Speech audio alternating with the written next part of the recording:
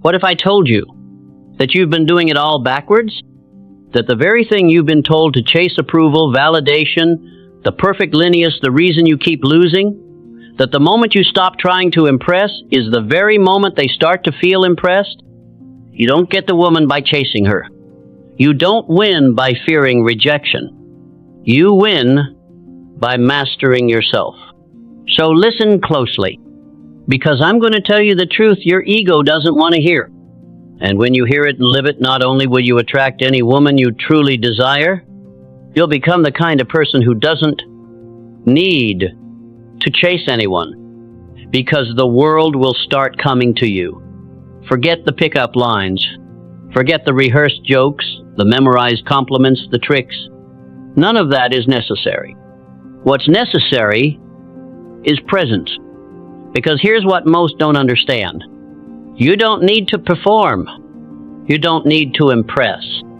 You don't need to win someone over. You just need to be here. Most people live in their heads, worried, overthinking, replaying mistakes, rehearsing outcomes, trying to be cool, trying to sound smart. And because of all that noise, they're not really there. But when you're fully present, calm, open, relaxed, people feel it. They sense it in your eye contact, in your body language, in your stillness. Presence says, I am enough as I am. And that energy is magnetic. You want proof? Think back to someone you were inexplicably drawn to. They may not have been the loudest. They may not have been the most traditionally attractive, but they had something grounded, intentional, real. That's presence, and you can build it. Start with how you enter a room. Slow down. Notice your breath. Feel your feet on the ground. Lift your eyes. Soften your face. Be where you are, not rushing to the next moment, not planning the next joke, not calculating the odds of success. Just be. When you speak to someone, especially someone you're drawn to, give them your full attention. Not your performance, not your anxiety, just you. Look them in the eye. Listen, truly listen, not to respond, not to impress, just to hear. That's what makes someone feel seen. And when a person feels seen in your presence, they want more of it. Here's the mistake many make. They focus on what to say instead of how they're showing up. But presence is louder than words. You could say the simplest thing, hi, how's your night going? But if you say it from a place of realness, from a grounded, open space, it hits. It connects. On the flip side, you could say something clever, charming, even funny, but if your energy is needy or frantic, it repels.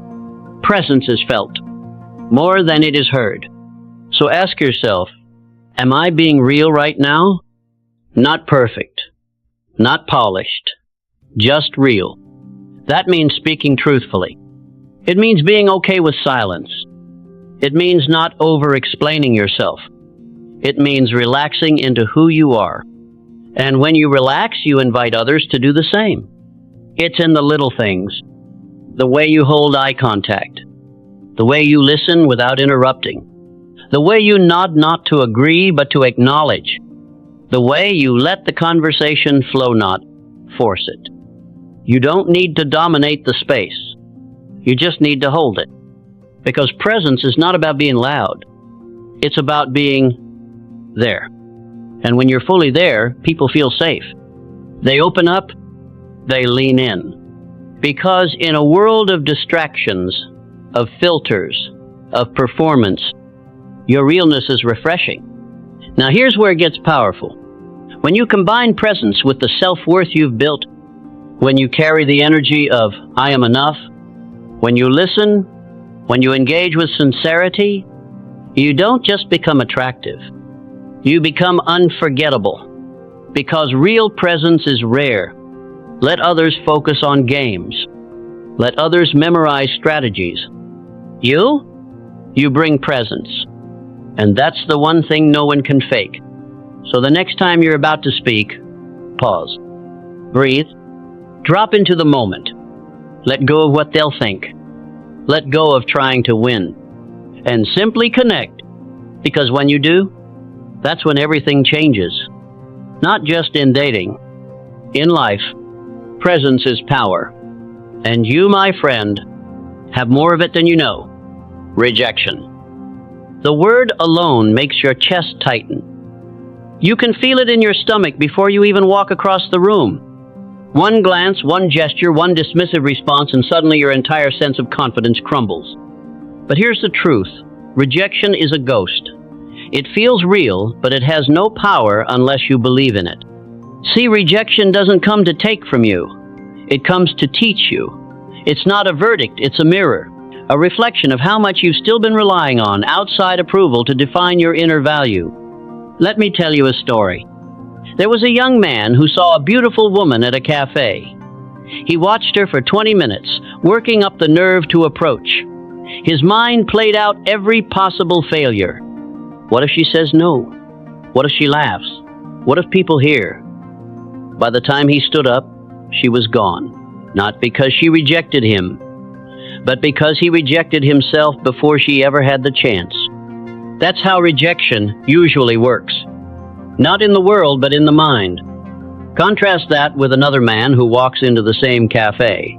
He sees someone interesting, smiles, and says, "Hi, you look like someone with great taste in books. Mind if I sit?" She smiles politely but says, "I'm actually waiting for someone." He nods and replies, "Then I hope they realize how lucky they are. Have a great day." He walks away head high. That's power. Because here's the secret. Every no you receive is not a door slamming shut, it's a step forward. Every rejection builds your immunity. Every brush off thickens your armor. And eventually you stop flinching when the word no shows up. Think of a child learning to walk. They fall 1,000 times, but never once do they say, "Maybe walking isn't for me." They fall, they get up, they try again, because they haven't learned the fear of rejection yet. They only know that walking is possible. Somewhere along the way, we forget this. We learn shame. We internalize failure. But what if you unlearned it? What if every time a woman declined your invitation, you simply said, "Ah, that's one step closer to someone who says yes"? Imagine if you reframed it completely. Rejection is not a failure. It's feedback. Rejection is not about you. It's about timing, chemistry, her mood, her life, 1,000 variables beyond your control. Rejection is redirection. And most importantly, rejection is survival. You lived through it. You grew from it. Here's your challenge. For the next 30 days, set a goal to get rejected once per day.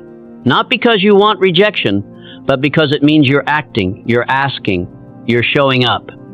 Ask for a stranger's number. Ask for a discount. Ask a mentor for advice. Ask someone out, and every time you hear no, smile, because you just got stronger. Eventually, you'll stop flinching. You'll start smiling. And one day, you'll walk up to someone, and instead of trembling, you'll say with calm certainty, "Hi, I think you're interesting. Want to talk?"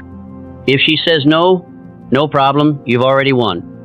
Because you showed up, you faced your fear, and you walked away with your power intact. And that kind of man, the one who doesn't chase approval, is the kind of man women remember. The man who cannot be shaken by a 2-letter word becomes the one who gets the world. So step into rejection. Thank it, learn from it, and let it forge you.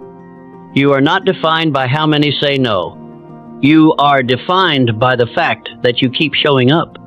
And that, my friend, is how you begin to win. Let's talk about the enemy within. Not fear, not rejection, not her silence. It's your ego. The invisible cage that turns simple interactions into battles for worth. The voice that says she rejected me, so something must be wrong with me. Or worse, how dare she? That's not strength. That's insecurity in a mask. The ego is loudest when you feel the smallest. It demands applause, craves validation, and shatters the moment it doesn't get what it wants. But here's the truth most men will never face. Your ego is killing your ability to connect. Let me paint the picture. You walk into a room, you see someone beautiful, you want to say something, but you hesitate not because you don't know what to say, but because you're already thinking, what if she doesn't respond? What will people think? What if I look foolish? That's ego. It turns attraction into performance. It turns conversation into combat. It turns vulnerability into danger. But here's what the wise man knows. When the ego dies, your power begins to grow. When you stop tying your self-worth to how someone responds to you, you stop giving your confidence away like a coupon. You stop trying to impress and start trying to connect. Because real connection doesn't require control. Real attraction doesn't need to chase. Let me give you something real. There was a man once who took a woman on a date. She seemed distracted, uninterested, even cold. The old version of him would have chased harder, told jokes, asked personal questions, tried to win her over. But the new version? He noticed. He stayed calm. He smiled and said, "Hey, I'm getting the sense that you're not really feeling this, and that's totally okay. I'd rather be around energy that's mutual, but I appreciate your time." He stood up. He paid the bill. And he walked out with his dignity, his clarity, and his power intact. That's not weakness. That's mastery. Because when your ego is in charge, you beg for crumbs. But when you kill the ego, you only accept alignment. And here's the twist. The moment you no longer need someone to validate you, they become far more likely to want to. That doesn't mean playing hard to get. It means actually being whole, being centered, being unmoved. So how do you kill the ego? You start by recognizing when it speaks. That rush of anger when someone ignores your text. That sting when she says, "I just see you as a friend." That jealousy when she laughs at someone else's joke. That's ego. And you don't need to fight it, you just need to see it. When you name it, it loses its grip. Next time it flares up, say this to yourself. That's not me. That's my ego. And then breathe, pause. Respond instead of reacting. Another tool, get rejected often. Let people say no. Let them ignore you. Let them ghost you. Not to punish yourself, but to rewire your nervous system. To teach your ego that nothing bad happens when someone walks away. You're still standing. You're still worthy. You're still whole. The more you expose yourself to rejection without attaching your worth to it, the more you become immune to it. And slowly, a new energy begins to take root inside you. An energy that says, I'm here to connect, not to control. I'm okay with a no because I'm already enough. I don't chase people. I attract alignment. That's power. The man without ego is unshakable. He's not passive. He's precise. He's not cold. He's calm. He's not arrogant. He's deeply grounded. And people feel it because energy never lies. And the man who walks in silence, who doesn't need to prove, who can be unimpressed by beauty alone, is the man whose presence commands respect. He doesn't flinch when ignored. He doesn't panic when someone pulls away. He doesn't chase what's leaving, because he knows if something's for him, it will stay. And if it's not, then space is being made for something better. So stop fearing rejection. Start seeing it as sacred clarity. Stop interpreting silence as failure. Start seeing it as space to redirect your energy. Stop seeking applause. Start honoring your own presence. You don't need to impress anyone. You just need to stop betraying yourself. When the ego is gone, your soul takes the lead. And what happens next? You walk differently. You speak differently. You date differently. You begin to move from a place of deep self-respect. And that is magnetic. Let me ask you something. Almost no one dares to ask. Do you genuinely enjoy being with yourself? Not scrolling, not distracted, Not high or buzzing or hiding behind laughter. I mean you, alone, in a quiet room. Just your breath and your mind and your reflection. Does that feel peaceful or painful?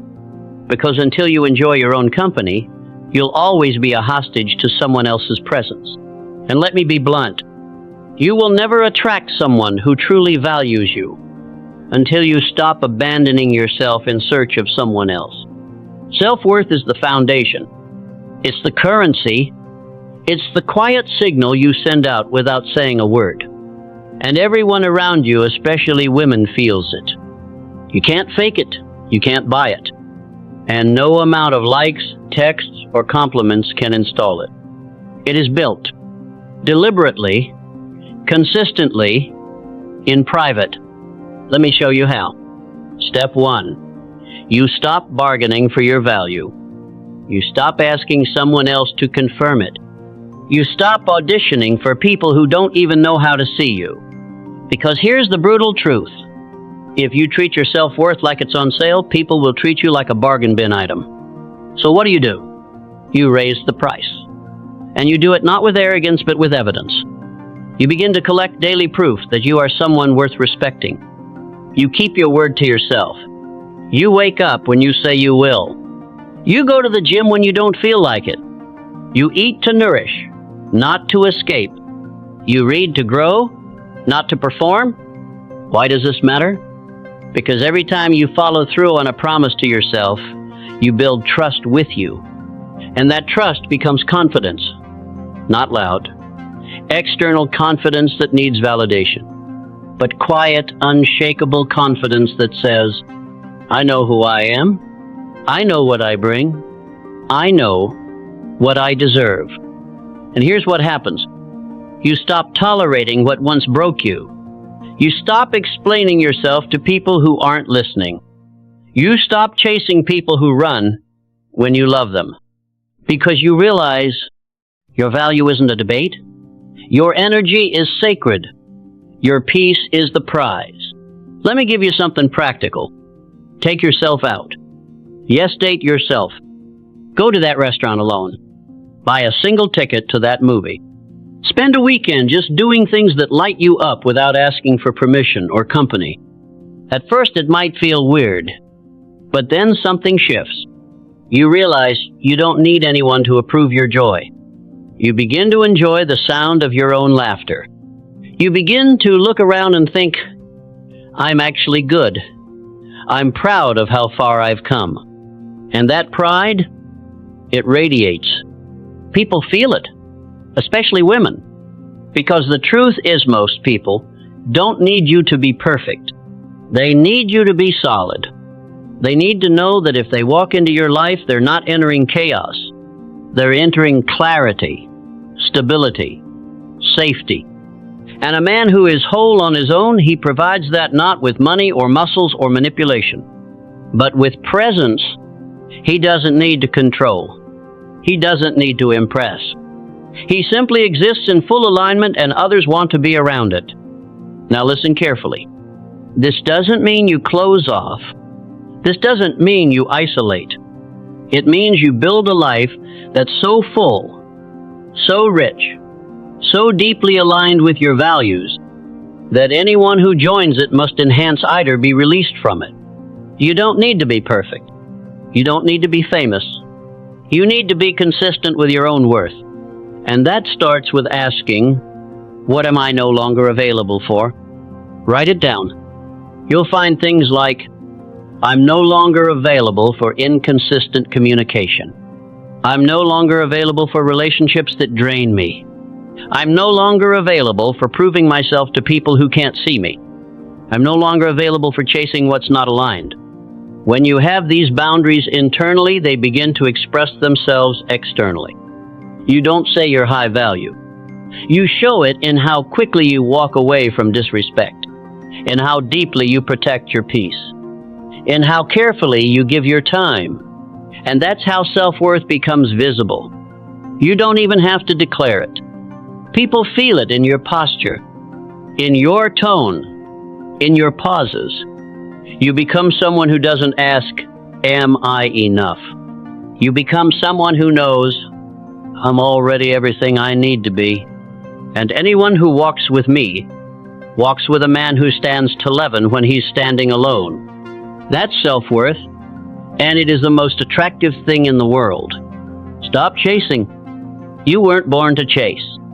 You weren't born to beg for attention, to shapeshift for approval, to dilute your power so someone else feels comfortable. You were born to choose. And the day you stop chasing is the day you start attracting. You see, most men enter relationships like they're trying to win a trophy. They believe the woman is the prize, and their job is to perform well enough to be chosen. But here's the truth that turns everything upside down. You are the prize. Not because you're better than anyone, not because you have more money or better looks, but because you've built something rare. A man who respects himself, a man who knows his worth, a man who doesn't need a relationship to feel whole because he's already full. And that is magnetic. When you view yourself as the prize, you walk differently. You stop thinking, how can I get her to like me? And start asking, is this someone who adds peace to my life? Does she inspire growth? Is she emotionally safe? You flip the script. Instead of waiting to be chosen, you become the one doing the choosing, and that subtle shift changes everything. Let me give you a real example. There's a guy who's texting a woman and she replies once every 3 days. Old version of him? He'd double text, get anxious, try harder. New version? He doesn't argue. He doesn't chase. He just moves on because he doesn't negotiate with lukewarm effort. He doesn't interpret silence as mystery. He interprets it as disinterested. He respects himself enough not to pursue what doesn't reciprocate. That's the power of being the prize. It's not about playing games. It's about having standards. When you act like the prize, you don't try to convince someone of your value. You demonstrate it through how you live, how you carry yourself, how you walk away from what doesn't serve you. You show it by not rearranging your life for someone who's unsure about you. You show it by setting boundaries calmly and enforcing them consistently. Because being the prize doesn't mean being cold or distant. It means being centered, being able to say, I like you, I'm interested, but I'm not afraid to lose you. And that energy is irresistible because it's rare. Most people operate from scarcity. What if I don't find someone else? What if this is my only shot? What if being alone means I'm unlovable? But when you know your worth, you operate from abundance. I'd rather be alone than with someone who confuses me. I'm not rushing, I'm building. If this doesn't align, something better will. You stop trying to fill the void with a person and you fill it with purpose. You stop begging for someone to choose you and you start choosing yourself. And ironically, that's when people start chasing you, because people are drawn to those who don't need them, not in a dismissive way, but in a peaceful, secure, unshakable way. Let me be crystal clear. Being the prize doesn't mean thinking you're above anyone. It means knowing you're not beneath anyone. It means knowing that if someone doesn't see your value, it doesn't lower it. It just means they aren't equipped to receive it. So what does being the prize actually look like in action? Here's what it means. You don't chase people who don't communicate clearly. You don't stay in conversations where your energy isn't matched. You don't explain your boundaries more than once. You don't apologize for expecting honesty, effort, and respect. You move with standards, not ultimatums, not manipulation. Just a quiet clarity that says, this is what I allow. This is how I live, and this is what I'm no longer available for. And from that place, you begin to attract people who match your frequency. Not the ones who need fixing, not the ones who want to play games, but the ones who see you and respect you from the start. So repeat after me. I am the prize, not because I'm perfect, but because I'm committed to growth, because I show up with heart, consistency, and integrity. And if someone doesn't recognize that, I bless them and I let them go, because I'm not chasing anymore. I'm choosing. And when you start choosing from wholeness, you stop settling from fear. Forget the pickup lines.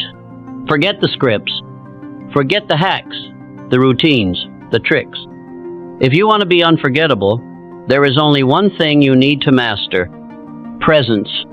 Because presence is the one thing you can't fake, and the one thing no one can resist. Let me explain.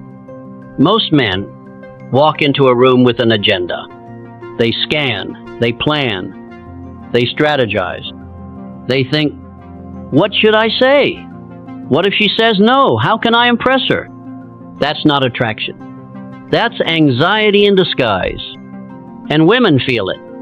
They feel the tightness in your posture, the flicker in your eyes, the energy of someone who isn't fully there because he's too busy trying to get somewhere. Now contrast that with the man who walks in with ease.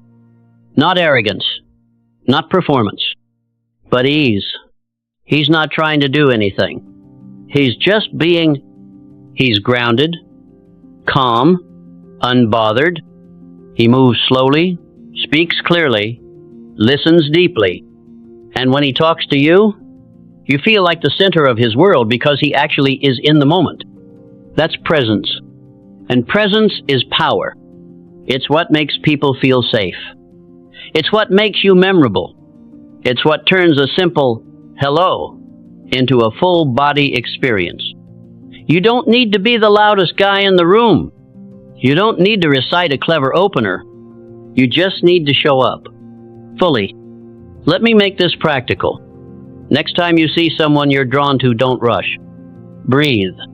Walk slowly. Feel the ground beneath your feet. Make eye contact not in a creepy stare, but in an open, unflinching gaze. Smile, not to impress, just because you're alive. And when you speak, let your words come from curiosity, not performance. Say something simple, real, observational. Hi, I saw your smile and I had to say hello. No script, no act, just truth. And then listen. Not to respond, not to prove anything, just to listen. Because people are starving to be heard. And when you give someone your full attention, when your body language says, I'm here with you, not thinking about the next thing, you stand out. You become the safest person in the room. And safe doesn't mean boring. Safe means powerful, because you're not chasing. You're not manipulating. You're not hiding behind charm. You're simply present. And presence feels like peace in a world full of noise. You want women to remember you? Don't just touch their skin. Touch their nervous system. Calm it. Ground it. Be the breath of fresh air they didn't even know they were craving. And here's what's wild. When you're present, you win too. You're not worried about rejection. You're not evaluating the interaction while it's happening. You're not playing chess in your head. You're just here. And when you're here, you start to see things differently. You notice the way she shifts her weight, the way her tone changes, the way her energy rises or falls. You become more intuitive, more in tune, more human. And that's what this all comes down to. Stop performing. Start connecting. Because connection is the goal, not conquest. Presence says, I'm not here to get something from you. I'm here to experience something with you. And if it works, beautiful. If it doesn't, you walk away with dignity, clarity, and your full self intact. Now let's go deeper. How do you build presence? Here's a simple practice. Every day, for 5 minutes, sit in silence. No phone, no music, no scrolling. Just sit and breathe. Feel your body. Watch your thoughts without chasing them. This will feel uncomfortable at first. You'll want to move, escape, check something. But that's the point. You're retraining your nervous system to be still, to be, and that translates It changes the way you walk, the way you speak, the way you enter a room. Because when you master stillness and solitude, you bring it into chaos. You walk through life with a presence that says, I don't need to rush. I don't need to prove. I don't need to win. And that energy, it's what makes people lean in. You don't need to shout. You don't need to flex. Your presence becomes the invitation. So let go of the performance. Drop the act. And remember, the most attractive man in the room is not the one with the most to say. It's the one who makes you feel the safest, the most seen, the most connected. You become that by being here. Now, fully. So now you know the truth. You don't need lines. You don't need tricks. You don't need to be anyone other than who you already are, fully, unapologetically, and with presence. If this message woke something up in you, don't let it fade. Subscribe now, because this isn't the end. It's the beginning of your return to power. Like this video if it reminded you of your worth. Share it with a man who needs to stop chasing and start choosing. And in the comments below, tell me which version of yourself you're ready to leave behind. Because this isn't just about dating. It's about becoming.